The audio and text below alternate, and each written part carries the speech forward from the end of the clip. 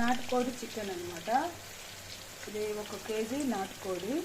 ఇందులోకి ఉప్పు, పసుపు, పచ్చిమిరపకాయలు, ఉల్లిపాయలు వేసి కడిగేస్తాం కదా, శుభ్రంగా కడిగేసుకున్నాక వెన్నేసి మూత పెట్టి ఆ నీరంతా ఎండిపోయేంత వరకు పెట్టుకోవాలి.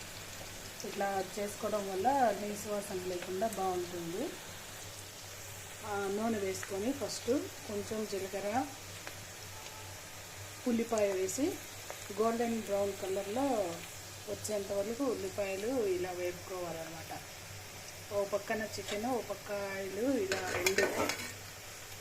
ఇప్పుడు కొంచెం అల్లము, చిన్న ఉల్లిపాయ, కొంచెం కొత్తిమీర, 4 రెమ్మలు పుదీనా వేసి ఇలా బాగా కచ్చా పచ్చగా దంచుకోవాలి. మిక్సీలో అయినా వేసుకోవచ్చు అనమాట. కేజీ చికెన్ కాబట్టి కొంచెము వేసుకోవాలి అల్లం కానీ చిన్నుల్లిపాయలు కానీ, ఎందుకంటే ఎక్కువ మసాలా వేస్తే నాటుకోడి ఫ్లేవర్. చిన్నగా తరిగి పెట్టుకున్న టమాటాలు, 1 టమాటా చాలు, ఎక్కువ వద్దు. ఇప్పుడు చూసారు కదా చికెన్ అంతా నీళ్ళు లేకుండా ఇదంతా ఇంకిపోయిందనమాట నీళ్ళన్నీ. ఇప్పుడు ఇందులోనే మనకి ముక్క ఉడికిపోయింది. ఇంకా 70% ఇలాగే ఉడికిపోయింది. 25% మాత్రమే కూరలో ఉడికిద్దాయి. నాటుకోడి కొంచెం ఉడకడానికి టైం పడుతుంది, చూసుకొని చేసుకోవాలి. ఇలా ఎర్రగా వేయాలన్నమాట ఉల్లిపాయలు. ఎప్పటికైనా కానీ ఇట్లా ఎర్రగా వేగడం వల్ల టేస్ట్ బాగుంటుంది. అల్లం వెల్లుల్లి పేస్ట్ దంచి పెట్టుకుంది వేసేయాలి.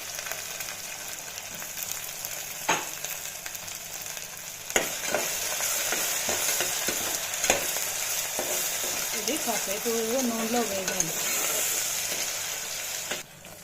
ఇప్పుడు టమాటా వేసుకోవాలి.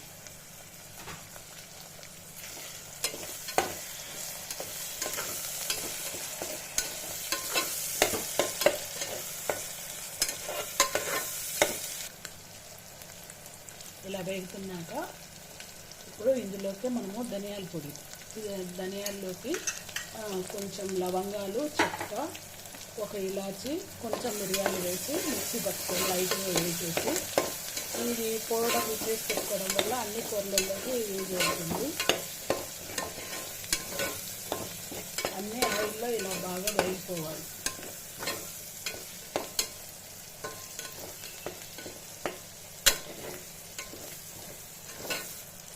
ఇలా కొంచెం వేగిన తర్వాత ఇందులోకి మనకు తగినంత కారం వేసుకోవాలి. నాటుకోడి చికెన్ కాబట్టి కొంచెం కారం ఎక్కువే పడుతుంది. ఇది ఇంట్లో తయారు చేసుకున్న కారము. కారం చూసుకొని వేసుకోవాలి, ఎవరు కారం తగినట్టు వాళ్ళు. ఎందుకంటే మనం చికెన్లో ఉడికించేటప్పుడే పచ్చిమిరపకాయలు కానీ 4 పచ్చిమిరపకాయలు వేసాము, 1 ఆనియన్, 4 పచ్చిమిరపకాయలు. అందుకు ఇప్పుడు గ్రేవీకి తగినంత చూసుకొని వేసుకోవాలి. ఓసారి మీరు కానీ ఇట్లా ట్రై చేయండి, ఎలా వచ్చిందో కామెంట్స్ రూపంలో తెలపండి. అందరూ సబ్స్క్రైబ్ చేయండి, లైక్ చేయండి.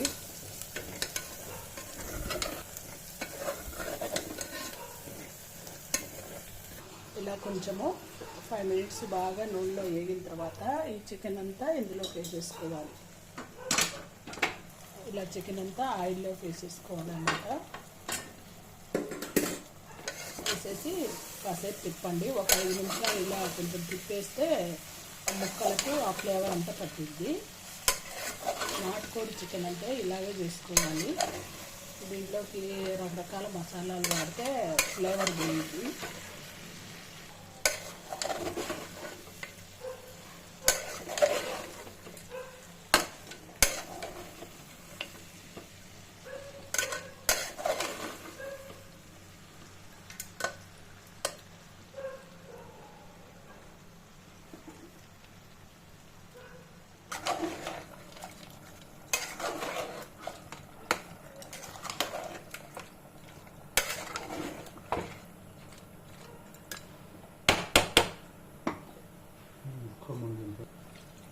ఇప్పుడు మీకు తగినంత వాటర్ వేసుకోండి.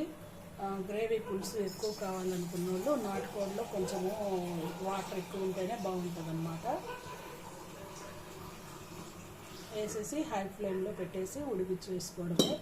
ఇప్పుడు ముక్క 70% ఉడికింది కాబట్టి ఇప్పుడు వాటర్లో మనకి ఎక్కువ టైం పట్టదు, ఒక 10 నిమిషాల్లో అయిపోయింది. మీకు ముక్క ఉడకలేదనుకో చాలాసేపు పెట్టుకోవచ్చు, ముక్క ఉడికిందనుకో ఎక్కువ టైం తీసుకోదు. హై ఫ్లేమ్లో పెట్టేసి తర్వాత కొంచెం సిమ్లో పెట్టేసుకోండి, ఇంకా ముక్క పూర్తిగా ఉడికిపోతుంది. ఎందుకంటే ఒకటేసారి వాటర్ చూసుకొని వేసుకోండి, మళ్ళీ తర్వాత మధ్యలో వాటర్ వేస్తే చికెన్ ఫ్లేవరు కూర ఫ్లేవరు పోతుంది. అది చూసుకోండి. ఇప్పుడే ఉప్పు చెక్ చేసుకొని ఏదైనా తక్కువ ఎక్కువ ఉంటే ఇప్పుడు వేసేసుకోండి, ఎందుకంటే ఇప్పుడే కరెక్ట్ కూరకి సరిపోయేంత వేసుకోండి.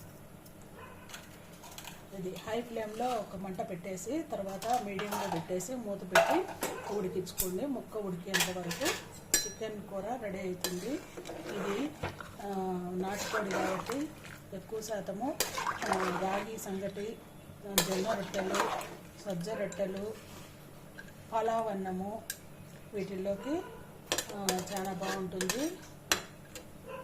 మీరు కానీ ఇదే విధానంగా ట్రై చేయండి, ఎక్కువ మసాలాలు లేకుండా చాలా బాగుంటుంది.